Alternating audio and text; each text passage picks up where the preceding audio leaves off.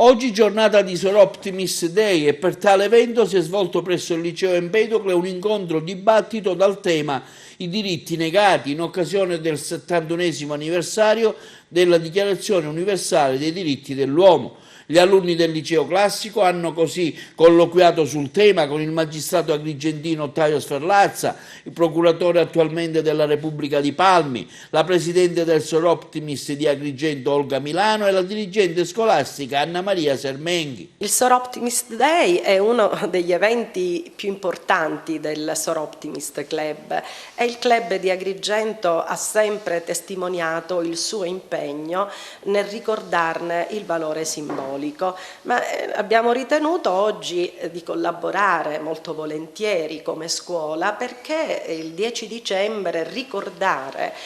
la Dichiarazione Universale dei Diritti Umani,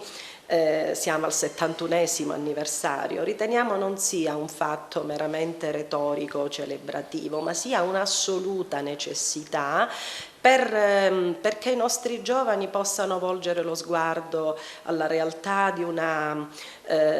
della storia contemporanea dove molti diritti sono ancora negati. Il titolo che abbiamo voluto dare a questo incontro è proprio quello di diritti negati, intanto perché attraverso la relazione splendida del dottor Ottavio Sferlazza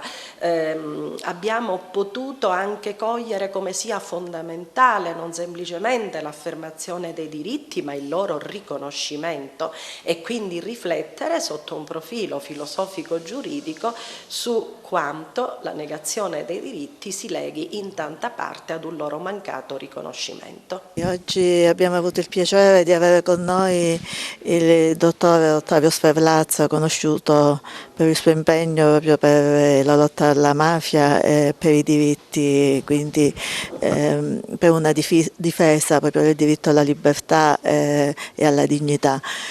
Oggi è un giorno particolare per noi del Soroptimist perché noi celebriamo il Soroptimist Day che non a caso coincide con la giornata della Dichiarazione Universale dei Diritti Umani, proprio perché questo è alla base di ogni nostra azione e quindi oggi siamo qua proprio per evocare ulteriormente proprio il diritto alla dignità, il diritto all'uguaglianza, il diritto alla parità, il diritto all'accoglienza proprio come diritti fondamentali dell'essere umano. Oggi anche si conclude un po' queste 16 giornate che noi abbiamo dedicato alla non violenza e alla dignità. Abbiamo iniziato già il 25 novembre, concludiamo oggi proprio queste 16 giornate proprio per ancora ulteriormente ribadire il nostro impegno a favore dei diritti umani anche qui nel nostro territorio. È stato un incontro molto bello, per me è stato peraltro un incontro carico anche di coinvolgimento emotivo perché dopo 40 anni anzi 50 sono ritornato nel mio vecchio liceo, quindi parlare agli studenti di questi temi è ovviamente una forma di militanza politica, come ho cercato di spiegare. Sì, il tema dei diritti fondamentali, soprattutto dei diritti negati, è un tema molto attuale. Ho cercato di spiegare agli studenti che il fondamento, il nucleo centrale dei diritti fondamentali va individuato in quella nozione di riconoscimento che già Hegel aveva espresso nella fenomenologia dello spirito e che è stato ripreso anche da una grande studiosa, una filosofa ginevrina, Jane Hirsch, che ha scritto un bellissimo saggio proprio sul fondamento filosofico dei diritti umani. Al termine anche un momento simpatico in cui una classe di ex del liceo classico, cui faceva parte anche il magistrato agrigentino Sferlazza, che si è incontrato con i vecchi compagni di classe. Sì, in effetti alcuni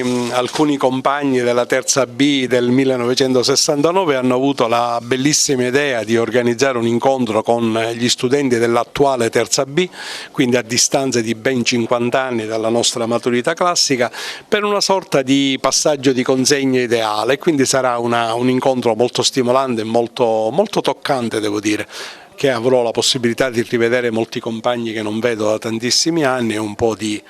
di ritornare un po' alle mie radici, ecco. Siamo emozionati a 50 anni di distanza, dal 1969. Saremo tutti presenti a passare il testimone alla terza B di quest'anno. Siamo emozionati ancora, lo ripeto.